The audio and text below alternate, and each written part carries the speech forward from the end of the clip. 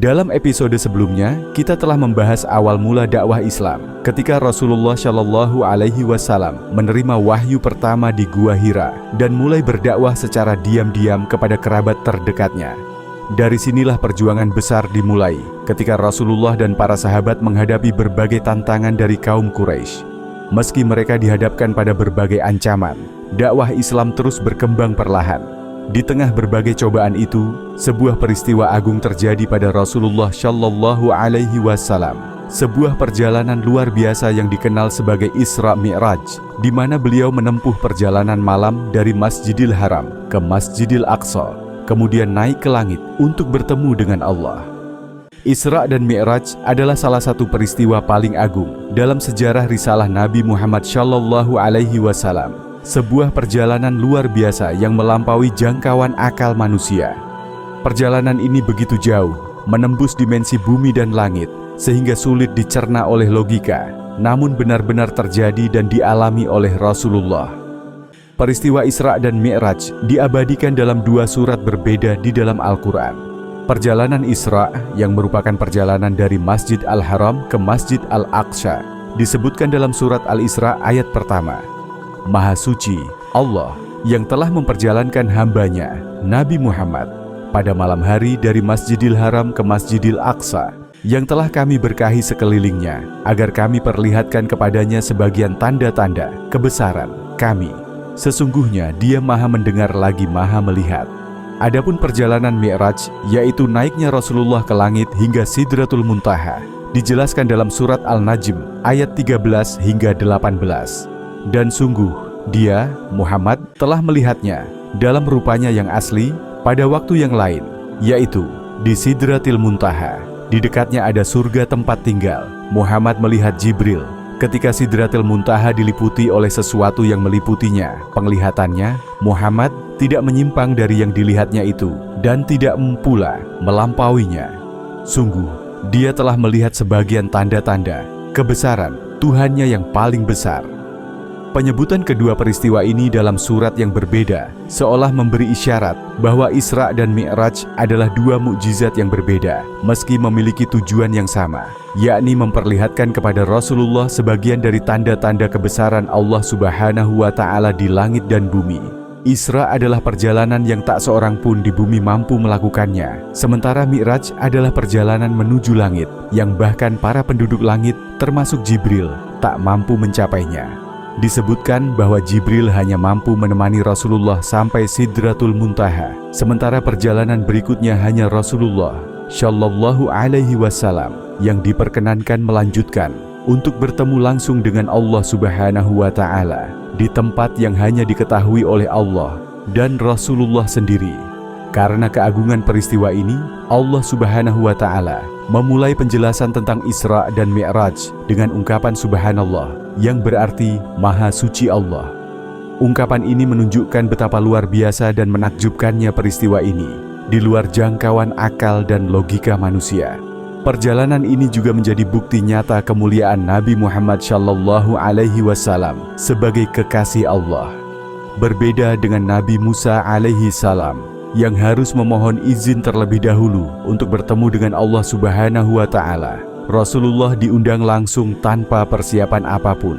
Hal ini menunjukkan keistimewaan kedudukan beliau di sisi Allah Subhanahu wa Ta'ala, sebagaimana firman Allah dalam surat Al-A'raf ayat 142 tentang perjanjian dengan Nabi Musa.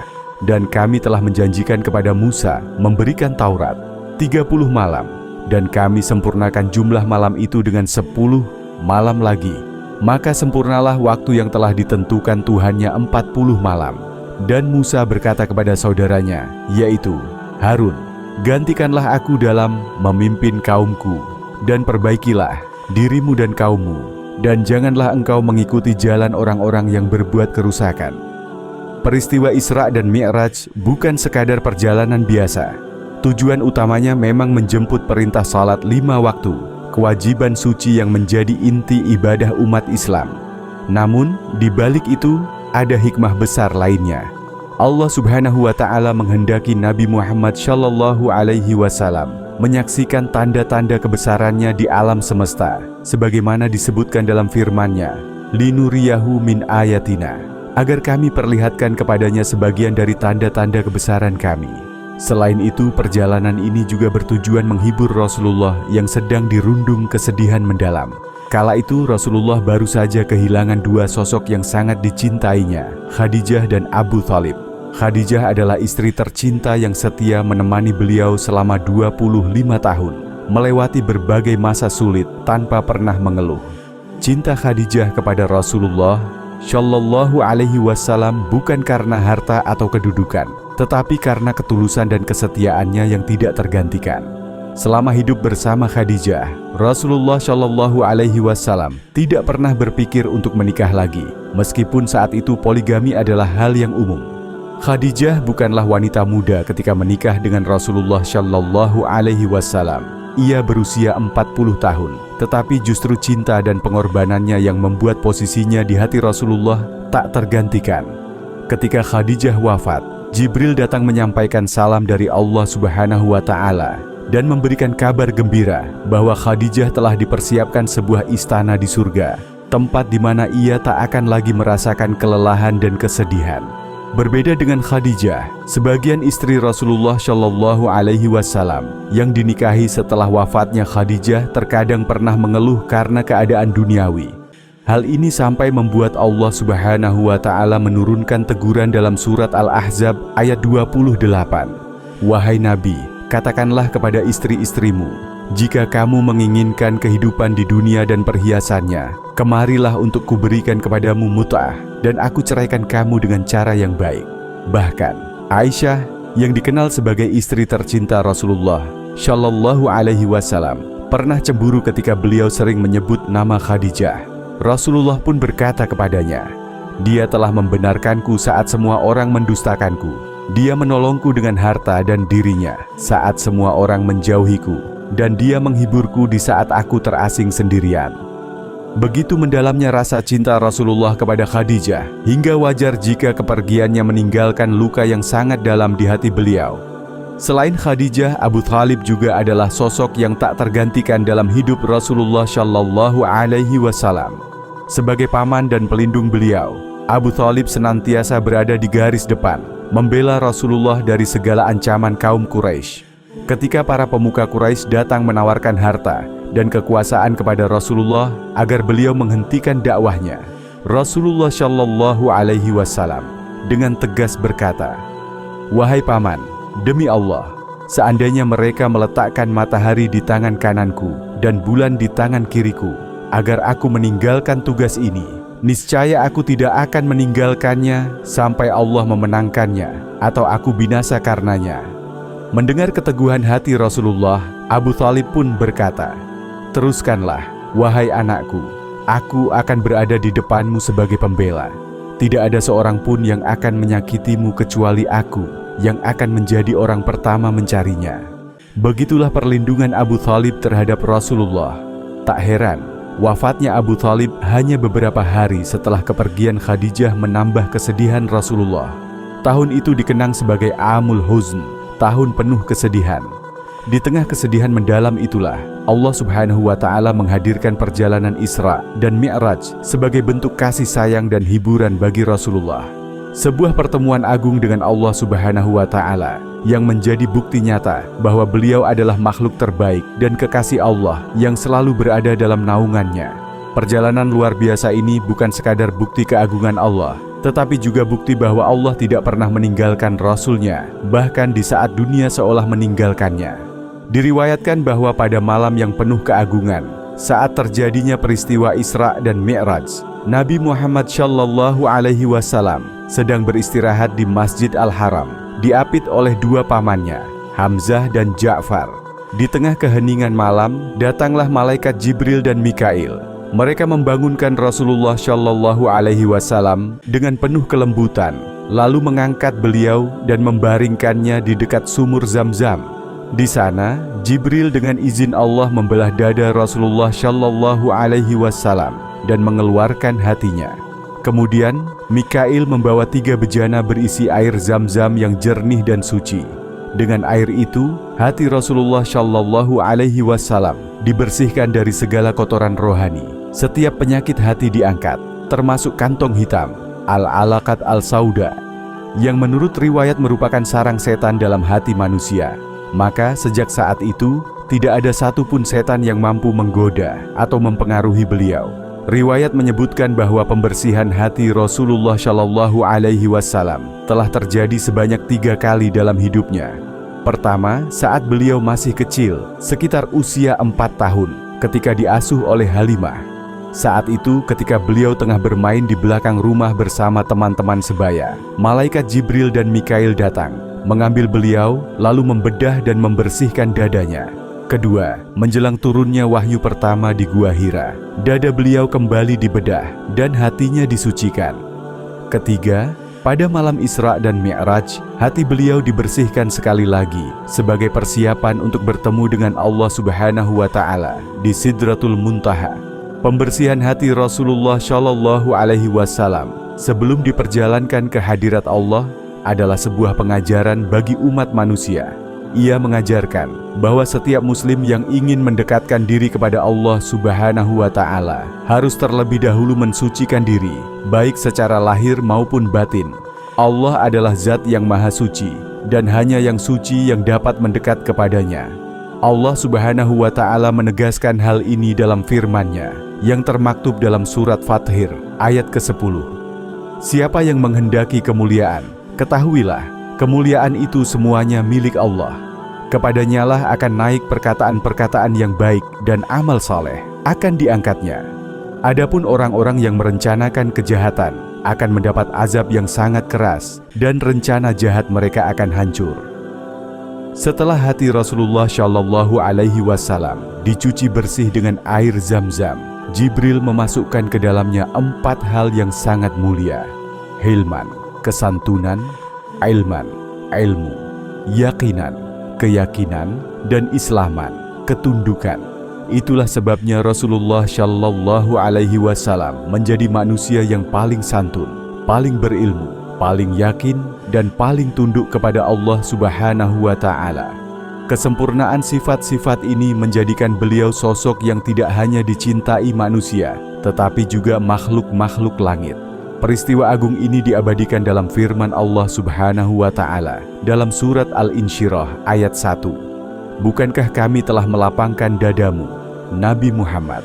Setelah selesai, dada Rasulullah Shallallahu Alaihi Wasallam dijahit kembali seperti sedia kala, tanpa meninggalkan bekas sedikit pun. Dan sebagai penutup, malaikat Jibril memberikan stempel kenabian, Khatam an-Nabiyyin, di punggung beliau, sebagai tanda bahwa beliau adalah penutup seluruh nabi dan rasul. Setelah pembersihan hati selesai, malaikat Jibril menghadirkan kendaraan yang akan membawa Nabi Muhammad Shallallahu Alaihi Wasallam dalam perjalanan agung Isra dan Mi'raj. Kendaraan itu adalah burak, makhluk luar biasa yang lebih besar dari keledai, tetapi lebih kecil dari bagal. Burak memiliki 2 sayap di kedua pahanya, dan kecepatan langkahnya secepat mata memandang cakrawala. Nabi Muhammad Shallallahu Alaihi Wasallam menaiki burak, didampingi oleh Jibril di sisi kanan dan Mikail di sisi kiri. Mereka mulai menempuh perjalanan hingga tiba di sebuah kawasan yang dipenuhi pohon-pohon kurma. Di sana, Jibril memerintahkan burak untuk berhenti, lalu meminta Rasulullah Shallallahu Alaihi Wasallam turun dan melaksanakan sholat 2 rakaat. Setelah selesai, Jibril bertanya, "Hai Muhammad, tahukah engkau di mana engkau sholat tadi?" Rasulullah Shallallahu Alaihi Wasallam menjawab, "Tidak, saya tidak tahu." Jibril kemudian berkata, "Engkau telah sholat di Yatsrib, tempat yang kelak akan menjadi negeri hijrahmu, yang nantinya disebut Madinah." Perjalanan pun dilanjutkan. Tak lama kemudian mereka tiba di sebuah tempat bernama Madian. Jibril kembali meminta Nabi Muhammad Shallallahu Alaihi Wasallam untuk turun dan sholat 2 rakaat. "Tahukah engkau di mana engkau sholat tadi?" tanya Jibril setelah sholat usai. Ketika Rasulullah Shallallahu Alaihi Wasallam menjawab bahwa beliau tidak tahu, Jibril menjelaskan, "Engkau telah sholat di Madian, tempat Nabi Musa alaihi salam pernah beristirahat dan berdoa kepada Allah dalam keadaan kebingungan saat melarikan diri dari Mesir." Kisah ini diabadikan dalam Al-Quran, surat Al-Qasas, ayat 22-24. Dan ketika dia menuju ke arah negeri Madian, dia berdoa lagi, Mudah-mudahan Tuhanku menunjuki aku ke jalan yang benar." Dan ketika dia sampai di sumber air negeri Madian, dia menjumpai di sana sekumpulan orang yang sedang memberi minum ternaknya. Dan dia menjumpai di belakang orang banyak itu 2 orang perempuan sedang menghambat ternaknya. Dia, Musa, berkata, "Apakah maksudmu dengan berbuat begitu?" Kedua perempuan itu menjawab, "Kami tidak dapat memberi minum ternak kami sebelum penggembala-penggembala itu memulangkan ternaknya, sedang ayah kami adalah orang tua yang telah lanjut usianya." Maka dia, Musa, memberi minum ternak kedua perempuan itu. Kemudian dia kembali ke tempat yang teduh lalu berdoa, "Ya Tuhanku, sesungguhnya aku sangat memerlukan kebaikan apapun yang Engkau turunkan kepadaku." Perjalanan berlanjut ke Bukit Tursina, tempat di mana Nabi Musa alaihissalam menerima wahyu dan berbicara langsung dengan Allah Subhanahu wa Ta'ala. Setelah melaksanakan sholat 2 rakaat di sana, Nabi Muhammad Shallallahu Alaihi Wasallam kembali melanjutkan perjalanan hingga tiba di Baitul Lahmi, tempat suci di mana Nabi Isa alaihissalam dilahirkan oleh Maryam yang mulia.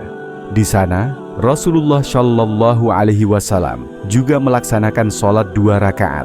Kisah kelahiran Nabi Isa alaihissalam ini diabadikan dalam surat Maryam ayat 22 dan 23. Maka dia, Maryam, mengandung. Lalu dia mengasingkan diri dengan kandungannya itu ke tempat yang jauh. Kemudian rasa sakit akan melahirkan memaksanya bersandar pada pangkal pohon kurma. Dia, Maryam, berkata, "Wahai, alangkah baiknya aku mati sebelum ini dan aku menjadi seorang yang tidak diperhatikan dan dilupakan." Para ulama memandang peristiwa ini sebagai dasar anjuran untuk melaksanakan sholat 2 rakaat di tempat-tempat suci sebagai bentuk penghormatan dan rasa syukur atas kemuliaan yang ada di tempat tersebut.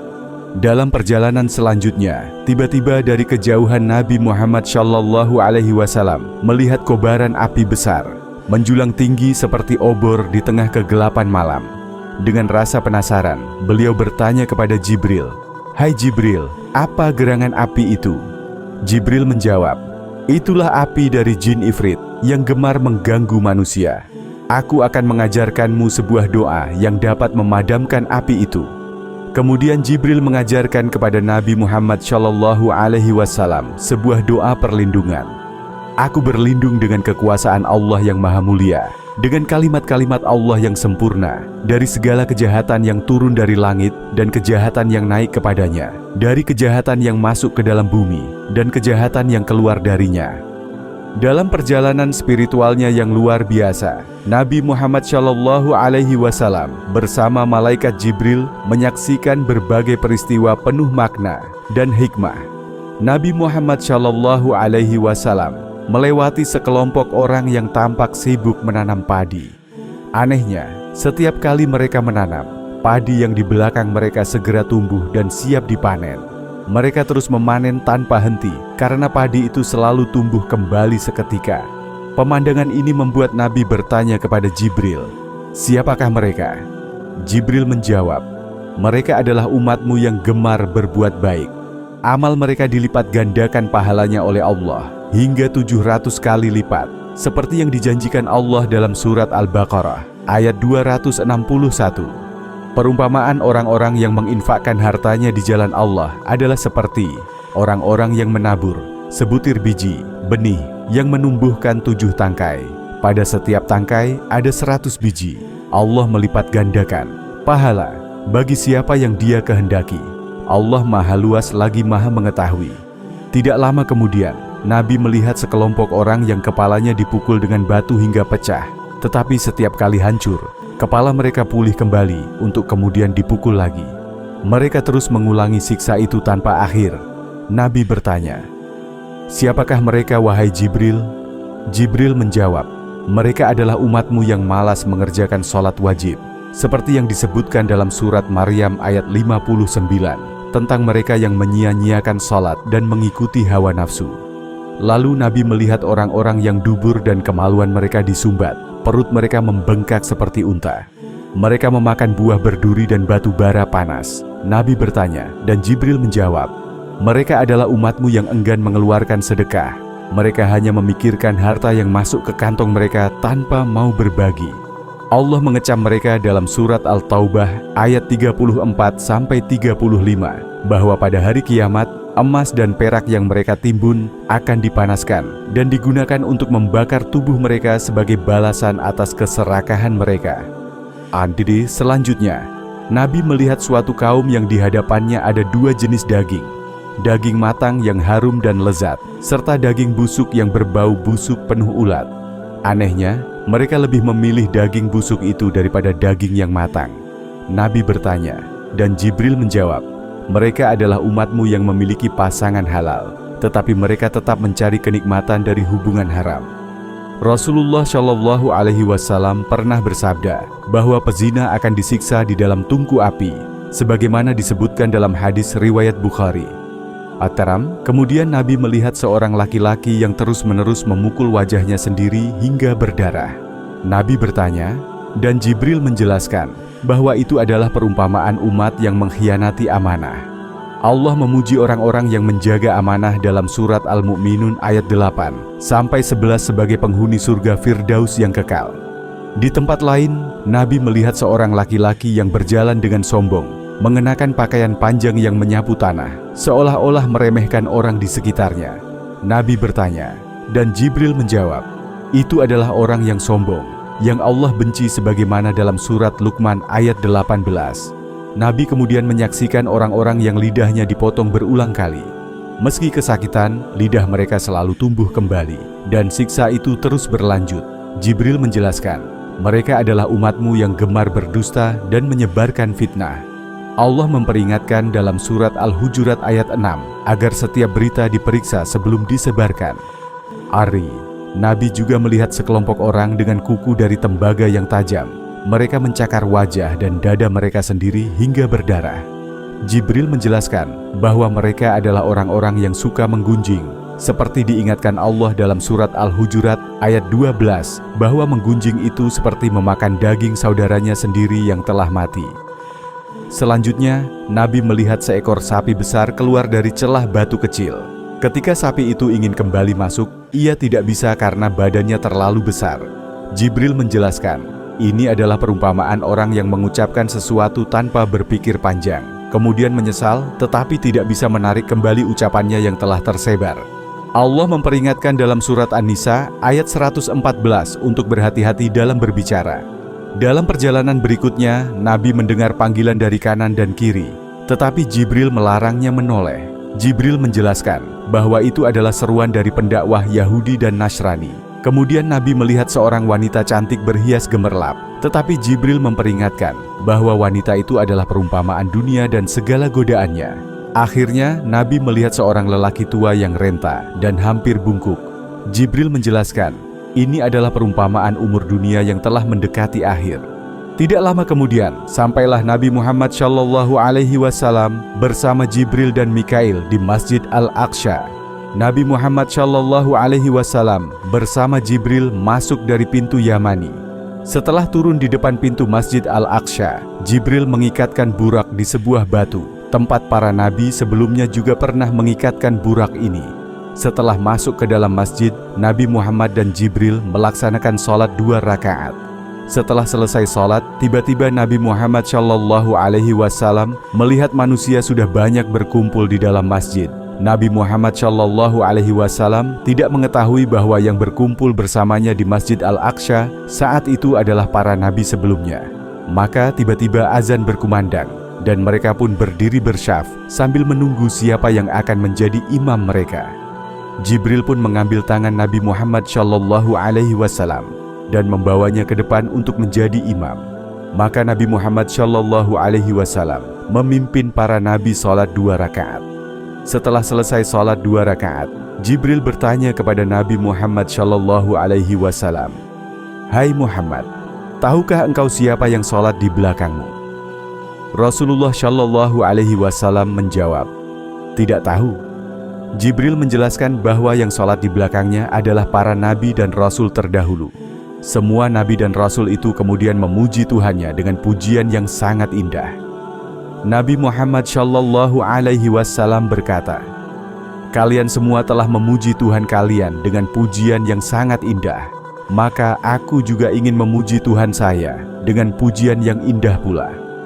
Nabi Muhammad Shallallahu Alaihi Wasallam kemudian berkata, segala puji bagi Allah yang telah mengutusku kepada alam semesta dan kepada semua manusia, membawa kabar gembira dan peringatan, dan telah diturunkan kepadaku Al-Quran sebagai penjelas segala sesuatu, serta telah menjadikan umatku sebaik-baik umat yang pernah diciptakan.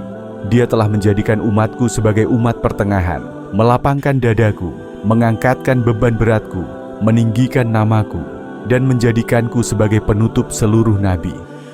Ketika itu, Nabi Ibrahim alaihissalam berkata, begitulah Allah telah melebihkanmu, hai Muhammad. Setelah itu Nabi Muhammad Shallallahu Alaihi Wasallam merasa haus yang sangat, dan Jibril pun menghidangkan minuman berupa bejana yang berisi khamar dan bejana yang berisi susu. Maka Nabi Muhammad Shallallahu Alaihi Wasallam memilih susu. Jibril pun berkata kepadanya, sungguh engkau memilih sesuatu yang tepat dan sesuai fitrah, yaitu susu. Jika engkau memilih khamar, niscaya umatmu akan tenggelam dan mabuk dalam gelimang dosa dan maksiat, serta tidak ada yang akan mengikutimu. Satu riwayat menyebutkan bahwa minuman yang dihidangkan Jibril adalah air putih, susu, dan madu. Ketika Nabi memilih susu, Jibril berkata, ya Muhammad, engkau telah memilih sesuatu yang tepat dan sesuai fitrah.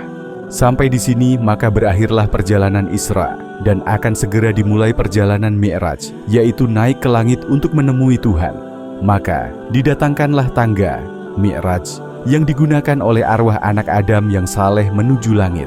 Tidak ada tangga sebaik dan seindah tangga yang dipakai untuk Mi'raj tersebut. Tangga itu terbuat dari emas, dihiasi permata hijau, dan disimpan di surga Firdaus.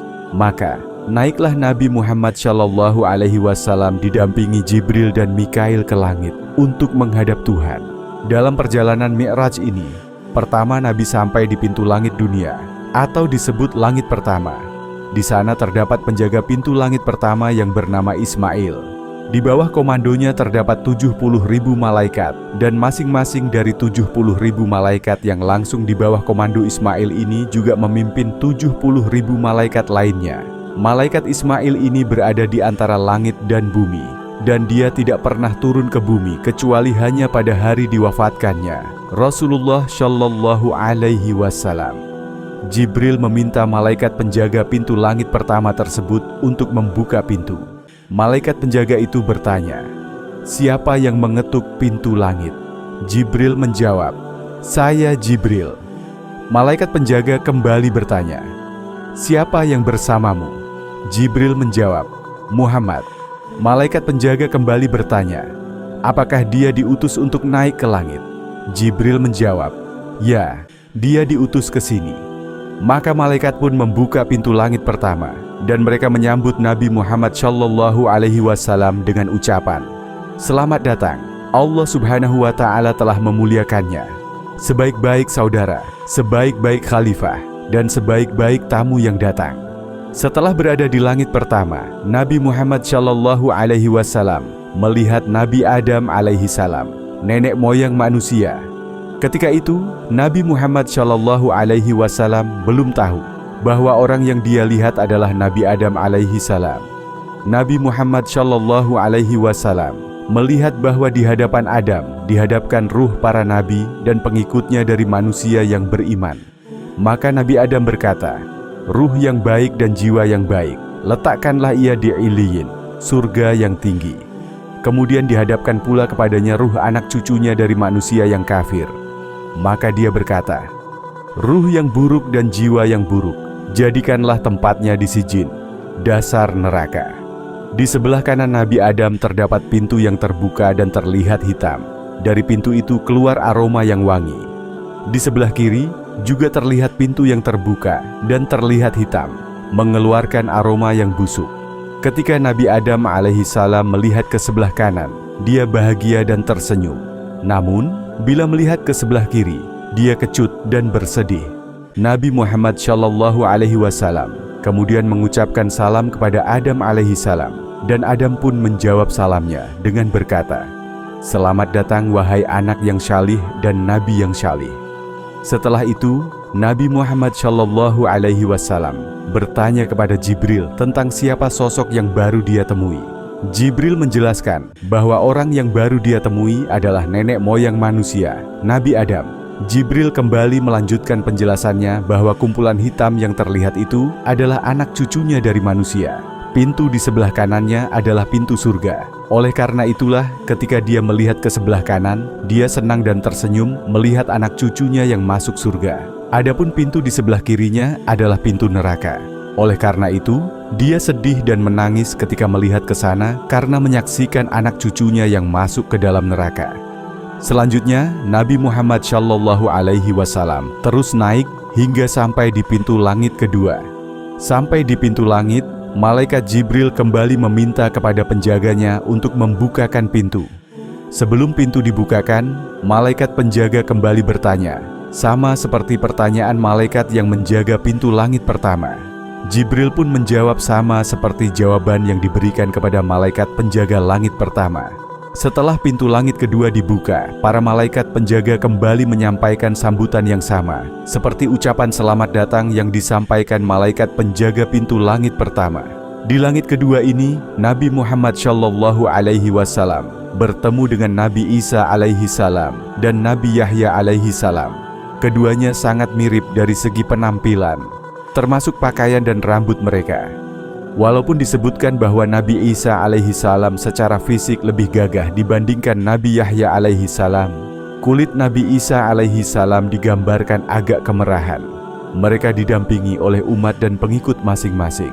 Nabi Muhammad Shallallahu Alaihi Wasallam memberikan salam, dan mereka pun membalas salam Nabi Muhammad dengan berkata, "Selamat datang, wahai saudara yang syalih dan Nabi yang syalih." Kemudian mereka mendoakan kebaikan untuk Nabi Muhammad Shallallahu Alaihi Wasallam.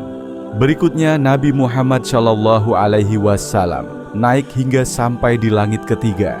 Di pintu langit ketiga, seperti sebelumnya, terjadi dialog antara malaikat penjaga pintu dan Jibril yang datang. Setelah pintu langit dibuka, para malaikat menyambut serta menyampaikan ucapan selamat datang kepada Nabi Muhammad Shallallahu Alaihi Wasallam. Maka Nabi Muhammad Shallallahu Alaihi Wasallam bertemu dengan Nabi Yusuf alaihi salam dan pengikutnya. Nabi Yusuf digambarkan memiliki separuh dari keindahan alam semesta. Walaupun Nabi Yusuf memiliki separuh keindahan semesta, Nabi Muhammad Shallallahu Alaihi Wasallam lebih tampan. Bedanya, ketampanan Nabi Muhammad didukung oleh kewibawaan yang sangat agung, sehingga setiap manusia merasa malu melihat wajah beliau. Sementara Yusuf hanya diberi kegagahan tanpa kewibawaan seperti Nabi Muhammad Shallallahu Alaihi Wasallam, sehingga banyak wanita yang ingin berlaku lancang kepada beliau. Nabi Muhammad Shallallahu Alaihi Wasallam kemudian mengucapkan salam, dan Nabi Yusuf pun membalas salam serta mendoakan beliau seperti yang diucapkan Nabi Isa sebelumnya. Kemudian Nabi terus naik hingga sampai di langit keempat. Seperti sebelumnya, Jibril meminta malaikat penjaganya untuk membuka pintu. Malaikat penjaga kembali bertanya, seperti pertanyaan penjaga-penjaga pintu langit sebelumnya. Jibril pun menjawab semua pertanyaan penjaga pintu langit, sama seperti jawaban pada penjaga sebelumnya. Pintu langit keempat pun dibuka, dan Nabi Muhammad Shallallahu Alaihi Wasallam kembali mendapat sambutan hangat dari para malaikat penjaga. Di langit keempat ini, Nabi Muhammad Shallallahu Alaihi Wasallam bertemu dengan Nabi Idris alaihi salam, seorang nabi yang terkenal sangat cerdas dan syalih, yang derajatnya ditinggikan oleh Allah Subhanahu wa Ta'ala, seperti disebutkan dalam surat Maryam ayat 56-57. Dan ceritakanlah, hai Muhammad, kepada mereka kisah Idris yang tersebut di dalam Al-Quran. Sesungguhnya ia adalah seorang yang sangat membenarkan dan seorang nabi. 56. Dan kami telah mengangkatnya ke martabat yang tinggi. 57.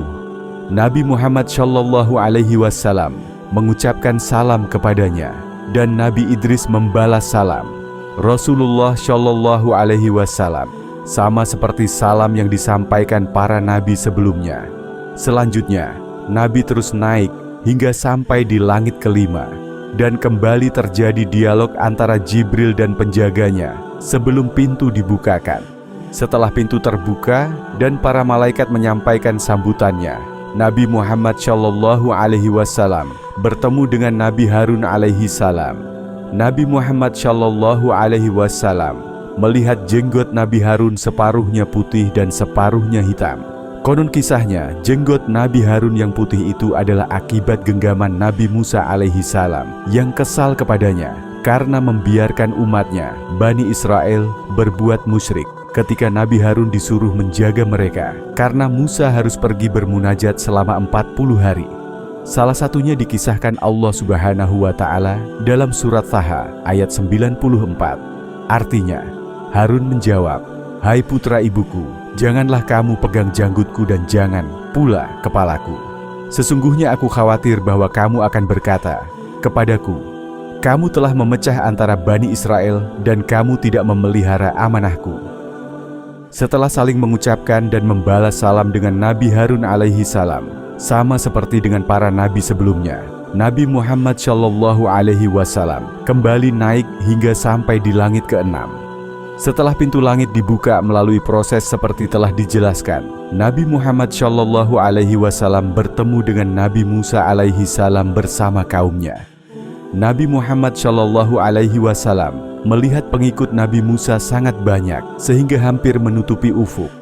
Kemudian Jibril berkata kepada Nabi Muhammad, "Wahai Muhammad, angkatlah kepalamu dan lihat ke atas." Tiba-tiba Nabi Muhammad melihat umatnya memenuhi seluruh bagian bumi dari berbagai sisinya. Jibril berkata, "Begitulah jumlah umatmu yang jauh lebih banyak dari umat para nabi sebelummu. Mereka semua akan masuk surga. Ditambah lagi, ada yang tidak terlihat sebanyak 70.000 orang yang masuk surga tanpa dihisab." Nabi Muhammad Shallallahu alaihi wasallam melihat Nabi Musa dalam tampilan yang sangat kokoh dan gagah. Rambut dan bulunya lebat, dan dari bajunya keluarlah bulu badannya karena kasarnya bulu tersebut. Ini menunjukkan wujud kekuatan dan kekokohan fisik Nabi Musa alaihi salam. Setelah saling memberikan dan menjawab salam seperti yang dilakukan dengan para nabi sebelumnya, tiba-tiba Nabi Musa bersedih dan menangis. Jibril bertanya kepadanya tentang alasan kenapa dia menangis. Musa menjawab, "Betapa tidak aku akan bersedih, sebab sejak dulu manusia, terutama Bani Israel, mengatakan akulah manusia yang paling mulia dan baik. Namun hari ini saya bertemu dengan manusia yang jauh lebih mulia dan lebih baik dari diriku. Bukan hanya itu, dia memiliki umat yang paling banyak serta paling banyak pula yang memasuki surga, jauh lebih banyak dari umatku yang masuk surga." Kemudian Nabi Muhammad Shallallahu alaihi wasallam terus naik hingga sampai ke langit yang ke-7. Setelah terjadi dialog dengan malaikat penjaganya, pintu langit dibuka dan Nabi Muhammad pun disambut dengan sambutan hangat. Nabi Muhammad Shallallahu alaihi wasallam di langit ke-7 bertemu dengan Nabi Ibrahim alaihi salam yang sedang duduk di samping pintu surga dengan kursi emas sambil bersandar di Baitul Ma'mur. Baitul Ma'mur adalah sebuah tempat suci di langit yang menjadi tempat tawafnya para malaikat. Setiap hari tidak kurang dari 70.000 malaikat naik kepadanya, dan setiap yang naik tidak akan turun lagi sampai hari kiamat. Posisi Baitul Ma'mur itu segaris dengan Hajar Ka'bah di bumi, yang seandainya dijatuhkan batu dari Baitul Ma'mur, niscaya akan jatuh tepat di tengah Ka'bah. Nabi Muhammad Shallallahu alaihi wasallam mengucapkan salam kepada Nabi Ibrahim, dan Ibrahim pun menjawab salamnya dengan berkata, "Selamat datang, wahai anak yang saleh dan Nabi yang saleh. Suruhlah umatmu untuk memperbanyak menanam pohon di kebun surga, sebab tanah di surga sangat baik dan subur." Nabi Muhammad Shallallahu alaihi wasallam bertanya, "Apakah gerangan pohonnya yang akan ditanam?"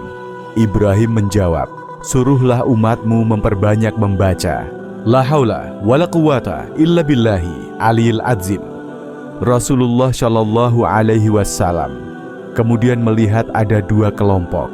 Kelompok pertama putih bersih seperti kertas, dan satu kelompok tubuhnya ada kotoran. Lalu kelompok kedua ini mandi sebanyak 3 kali di sungai berbeda, sehingga wajah mereka pun menjadi putih bersih seperti kelompok pertama. Ketika Nabi Muhammad Shallallahu alaihi wasallam bertanya kepada Jibril tentang kedua kelompok tersebut, Jibril menjelaskan bahwa mereka adalah umatmu. Kelompok pertama adalah mereka yang menjaga diri dari kotoran dosa sepanjang hayatnya, sehingga ketika mati mereka kembali dalam keadaan putih bersih. Sementara kelompok kedua adalah umatmu yang suka mencampurkan amal saleh dan dosa, namun mereka suka bertaubat. Adapun ketiga sungai itu adalah: pertama, sungai rahmatullah; kedua, sungai nikmatullah; dan ketiga, sungai sakahum rabbuhum syaraban thahuran. Nabi kemudian melihat sebatang pohon yang dari akarnya muncul beberapa sungai: sungai air tawar, sungai susu, sungai khamar, dan sungai madu. Demikian seperti disebutkan dalam surat Muhammad ayat 15. Artinya, perumpamaan surga yang dijanjikan kepada orang-orang yang bertakwa adalah bahwa di dalamnya ada sungai-sungai yang airnya tidak payau, sungai-sungai air susu yang rasanya tidak berubah, sungai-sungai khamar yang lezat bagi peminumnya, dan sungai-sungai madu yang murni.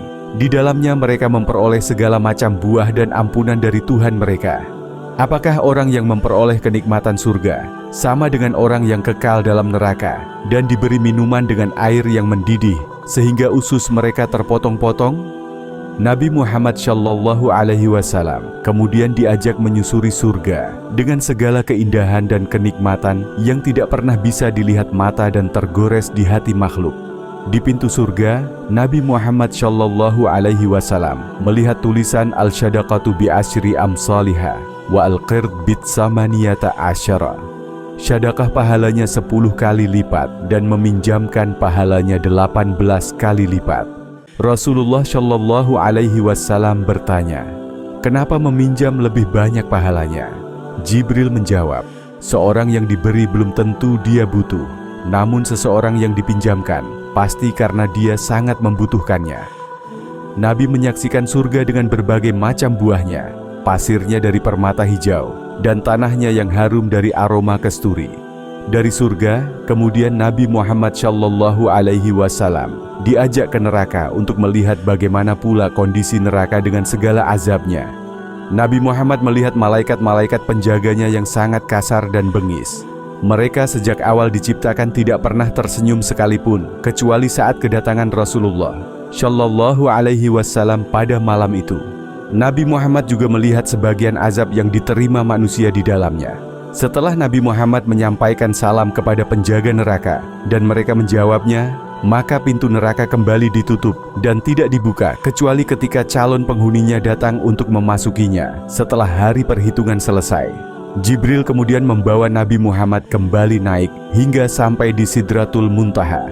Di Sidratul Muntaha inilah Nabi Muhammad melihat wujud Jibril yang asli, di mana ia memiliki 600 sayap dan satu sayap bisa menutupi ufuk, ujung barat dan timur bumi. Hal itu seperti dikisahkan dalam surat Al-Najm ayat 13-14. Dari Sidratul Muntaha, Nabi Muhammad Shallallahu Alaihi Wasallam kemudian menuju Aras untuk menghadap Tuhan sendirian tanpa ditemani lagi oleh Jibril, guna menerima perintah Allah Subhanahu wa Ta'ala. Sesampainya di Aras, Nabi Muhammad Shallallahu Alaihi Wasallam bersujud di hadapan Tuhan. Pertemuan Nabi Muhammad Shallallahu Alaihi Wasallam dengan Tuhan adalah sesuatu yang tidak bisa digambarkan, sebagaimana disebutkan dalam surat Al-Najm ayat 8-11. Ketika itulah Allah berfirman, "Ya Muhammad." Beliau menjawab, "Labbaik." Kemudian Allah berfirman, "Mintalah, pasti akan aku beri permintaanmu." Nabi Muhammad menjawab, "Ya Tuhan, Engkau telah menjadikan Ibrahim Khalilullah dan memberikan kepadanya kekuasaan yang besar. Engkau telah menjadikan Musa Kalamullah dan Engkau telah memberikan kekuasaan yang besar kepada Daud serta menjadikan besi lunak di tangannya. Engkau telah memberikan kerajaan yang tidak pernah dimiliki manusia, baik sebelum maupun sesudahnya, kepada Nabi Sulaiman, sehingga tunduk di bawah kekuasaannya binatang, manusia, hingga jin. Engkau telah menurunkan Injil kepada Nabi Isa dan menjadikannya mampu menyembuhkan penyakit sopak hingga menghidupkan orang yang telah mati. Engkau juga telah melindungi ibu dan dirinya dari setan hingga mereka tidak bisa disentuh setan selama hidupnya." Allah kemudian menjawab, "Jika begitu, engkau, aku jadikan Habibullah, kekasih Allah. Aku mengutusmu untuk semua makhluk sebagai pemberi kabar gembira dan peringatan. Aku lapangkan dadamu. Aku angkatkan darimu bebanmu. Aku tinggikan sebutanmu. di mana selama kehidupan di dunia tidak akan disebut namaku, kecuali namamu akan disebut pula bersama namaku. Aku menjadikan umatmu sebaik-baik umat. Aku jadikan umatmu umat yang menengah. Aku tetapkan dalam setiap khutbah mereka penyebutan namaku dan namamu sebagai sesuatu yang wajib. Aku jadikan umatmu umat yang paling lurus, hati mereka paling lembut. Aku menjadikan kamu nabi pertama yang diciptakan dan nabi terakhir yang diutus. Namun kamu adalah nabi pertama yang umatnya akan diberikan keputusan akhirat. Aku memberikan kepadamu sab'an min al-matsani, Al-Fatihah, dan aku jadikan untukmu penutup surat Al-Baqarah sebagai perbendaharaan Arasy yang tidak pernah aku berikan kepada umat sebelum kamu. Aku berikan kepadamu Al-Kautsar dan 8 saham, yaitu Islam, hijrah, jihad, sedekah, puasa Ramadan, amar ma'ruf, nahi mungkar. Sejak awal penciptaan langit dan bumi, aku telah menetapkan untukmu dan umatmu sholat wajib sebanyak 50 kali. Setelah itu Nabi turun bersama Jibril hingga melewati Nabi Ibrahim di langit ke-7. Ketika Nabi Muhammad SAW melewati Nabi Ibrahim, tidak ada komentar keluar dari mulut beliau. Hingga Nabi Muhammad SAW melewati Nabi Musa alaihissalam. Nabi Musa pun mencegat beliau dan bertanya tentang apa yang didapatkan beliau. Nabi Musa mencegat Nabi Muhammad SAW karena Nabi Musa masih penasaran tentang pertemuan Nabi Muhammad SAW bersama Allah Subhanahu wa Ta'ala, karena dulu Musa pernah meminta melihat Tuhan namun tidak berhasil. Demikian seperti disebutkan dalam surat Al-A'raf ayat 142 sampai 143. Nabi Musa alaihi salam bertanya tentang apa yang didapatkan Nabi Muhammad SAW dari Allah Subhanahu wa Ta'ala. Nabi Muhammad SAW menjawab bahwa Allah Subhanahu wa Ta'ala telah mewajibkan atas dirinya dan umatnya sholat wajib sebanyak 50 kali sehari. Nabi Musa alaihi salam kemudian meminta Nabi Muhammad untuk segera kembali kepada Tuhan untuk meminta pengurangan, karena menurut Nabi Musa, umat Muhammad tidak akan mampu melakukan perintah tersebut. Nabi Muhammad SAW menerima usulan Nabi Musa alaihi salam dan kembali naik menghadap Allah Subhanahu wa Ta'ala untuk meminta keringanan. Sesampainya di hadapan Tuhan, Nabi Muhammad SAW meminta agar Allah Subhanahu wa Ta'ala mengurangi jumlah kewajiban salat bagi umatnya. Dengan rahmatnya, Allah Subhanahu wa Ta'ala kemudian memberikan pengurangan sebanyak 5 salat, sehingga tersisa 45 kali dalam sehari dan semalam. Sesampainya di dekat Nabi Musa alaihi salam, kembali Nabi Muhammad ditanya tentang apa yang didapatkan dari Allah Subhanahu wa Ta'ala. Nabi Muhammad menjawab bahwa dia dan umatnya diwajibkan salat 45 kali. Nabi Musa alaihi salam kembali meminta Nabi Muhammad SAW untuk naik menghadap Tuhan dan meminta kembali pengurangan dengan dalih bahwa umat Muhammad SAW tidak akan mampu melakukannya. Nabi pun melakukan apa yang diminta Nabi Musa alaihi salam, hingga hal yang demikian berlangsung selama 9 kali. Di mana setiap kali naik dikurangi 5 sholat, hingga tinggallah 5 kali sholat dalam sehari dan semalam. Pada kali ke-9 ini, Allah Subhanahu wa Ta'ala berkata, "Wahai Muhammad, sholat yang 5 kali ini akan aku nilai setara dengan 50 kali, karena aku menetapkan untuk umatmu bahwa satu kebaikan akan dilipat gandakan menjadi 10 kali lipat. Begitu juga, aku telah menetapkan untuk umatmu bahwa siapa saja dari umatmu yang berniat berbuat baik, maka aku telah menuliskan untuknya 1 pahala. Jika kebaikan itu dilakukannya, maka aku tambahkan kepadanya 10 kebaikan. Akan tetapi, jika umatmu berniat berbuat jahat, maka belum, aku tuliskan untuk dosa. Dan jika kejahatan itu dilakukannya, aku masih belum menuliskan dosanya, dengan memberikan beberapa waktu tangguh untuk menunggu dia bertobat. Jika dalam waktu tangguh itu dia masih belum bertobat, barulah aku menuliskan 1 dosa untuknya." Itu semua adalah wujud kasih sayang Allah Subhanahu wa Ta'ala kepada umat Nabi Muhammad Shallallahu Alaihi Wasallam. Setelah menerima sholat 5 kali dalam semalam, kembali di langit ke-6, Nabi Muhammad Shallallahu Alaihi Wasallam bertemu dengan Nabi Musa alaihi salam. Nabi Musa kembali bertanya kepada Nabi Muhammad Shallallahu Alaihi Wasallam tentang apa yang didapatnya dari Allah Subhanahu wa Ta'ala. Nabi Muhammad Shallallahu Alaihi Wasallam menjawab bahwa Allah Subhanahu wa Ta'ala memerintahkannya dan umatnya untuk sholat 5 kali dalam sehari dan semalam. Nabi Musa kembali menyarankan kepada Nabi Muhammad Shallallahu Alaihi Wasallam agar datang kembali menghadap Allah Subhanahu wa Ta'ala dan meminta dikurangi. Ketika itulah Nabi Muhammad Shallallahu Alaihi Wasallam berkata kepada Musa bahwa dia sudah merasa malu menghadap Allah Subhanahu wa Ta'ala dan meminta pengurangan ibadah. Ketika itulah Nabi Musa berkata, "Ihbith bismillah, turunlah engkau dengan menyebut nama Allah." Maka dibukalah pintu langit dan Nabi Muhammad Shallallahu Alaihi Wasallam bersama Jibril pun turun kembali ke bumi. Sama seperti saat naik, Nabi kembali bertemu dengan para nabi yang sebelumnya dia temui di setiap tingkat langit yang beliau lalui, namun hanya sekadar untuk saling mengucapkan dan membalas salam. Sesampainya di bumi, Rasulullah Shallallahu Alaihi Wasallam bertemu dengan sekelompok kafilah dagang Quraisy yang sedang dalam perjalanan dari Syam menuju Makkah. Nabi melihat satu unta mereka lari dari rombongan, sehingga sebagian dari mereka mengejarnya. Nabi Muhammad Shallallahu Alaihi Wasallam juga melihat seekor unta merah yang patah kakinya. Nabi mengucapkan salam kepada mereka, dan tiba-tiba mereka merasa heran sambil berkata, "Itu seperti suara Muhammad." Nabi Muhammad Shallallahu Alaihi Wasallam menemukan 2 kendi air mereka yang berisi penuh, dan Rasulullah Shallallahu Alaihi Wasallam pun meminum air pada salah satu dari kedua kendi tersebut, kemudian meletakkannya kembali di tempat semula. Menjelang subuh, Nabi Muhammad Shallallahu Alaihi Wasallam telah sampai di Masjid Al-Haram di dekat 2 pamannya, Hamzah dan Ja'far, yang tadi ditinggalkannya dalam keadaan tertidur. Ketika pagi datang, Nabi duduk bermenung di dekat Masjid Al-Haram sambil kebingungan seakan sedang memikul beban yang berat. Beliau kebingungan memikirkan cara bagaimana mengumpulkan kaum Quraisy dan menceritakan perjalanan yang baru saja dilakukannya.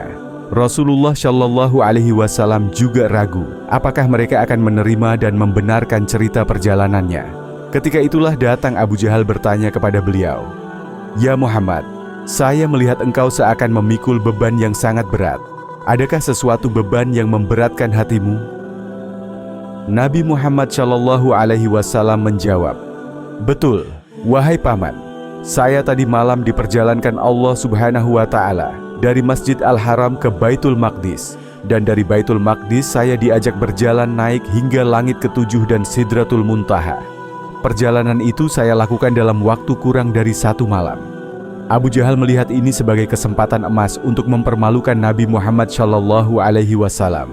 Dia pun berkata, "Maukah engkau saya kumpulkan penduduk Makkah dan engkau ceritakan kepada mereka apa yang engkau ceritakan kepadaku?" Nabi Muhammad Shallallahu Alaihi Wasallam dengan senang hati berkata, "Ya, tentu saja boleh paman."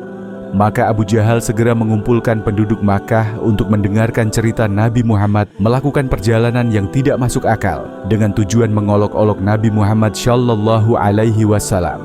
Setelah orang-orang berkumpul, Nabi Muhammad memulai ceritanya seperti yang diceritakannya kepada Abu Jahal.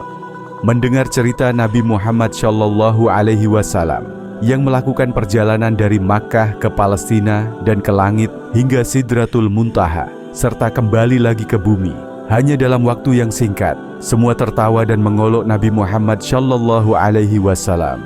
Sebagian berkata, "Wahai Muhammad, apakah engkau sudah gila? Bukankah engkau tahu bahwa perjalanan dari Makkah ke Baitul Maqdis saja harus ditempuh dalam waktu 1 bulan? Lalu bagaimana mungkin dalam semalam engkau bisa berjalan sejauh itu dan kembali lagi ke Makkah?" Ketika keributan itu terjadi, datanglah Abu Bakar dan mereka bertanya kepada Abu Bakar tentang berita yang baru disampaikan Nabi Muhammad Shallallahu Alaihi Wasallam kepada mereka. Abu Bakar dengan tenang menjawab, Saya bersaksi bahwa Nabi Muhammad adalah benar." Tidak puas dengan cerita Nabi Muhammad Shallallahu Alaihi Wasallam, mereka pun sepakat ingin menguji Nabi Muhammad Shallallahu Alaihi Wasallam dengan beberapa pertanyaan yang bertujuan untuk mempermalukan beliau. Salah satu dari mereka berkata, "Wahai Muhammad, jika benar engkau sampai di Baitul Maqdis, maka ceritakanlah kepada kami gambaran Masjid Al-Aqsa, bentuk bangunannya dan jumlah pintunya." Awalnya, Nabi kesulitan untuk menjawab karena memang Nabi Muhammad Shallallahu Alaihi Wasallam ketika melakukan perjalanan ke sana tidak sempat memperhatikan detail Masjid Al-Aqsa tersebut. Tiba-tiba malaikat Jibril datang dan memperlihatkan setiap sisi Masjid Al-Aqsa kepada Nabi Muhammad Shallallahu Alaihi Wasallam. Dengan mudah akhirnya Nabi Muhammad bisa menjelaskan dengan sangat rinci gambaran Masjid Al-Aqsa kepada penduduk Makkah sesuai pertanyaan mereka.